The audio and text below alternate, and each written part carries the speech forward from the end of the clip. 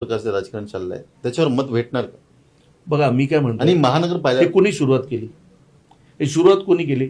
देवेंद्र फडणवीस साहेबांनी हिंदीची सक्ती काढली, त्यानंतर हे सगळे सुरुवात झाली. मी अगोदरही सांगितलं की मुंबईमध्ये सांगा किंवा पूर्ण देशात एक लहान पोरगा जो 6 महिने 1 वर्षाचा असतो ना, त्याला पण हिंदी येते. यूट्यूब बघून बघून त्यालाही हिंदी येते. परंतु तुम्ही हिंदी सक्ती का करताय? हिंदी सक्ती करण्याचं कारण काय?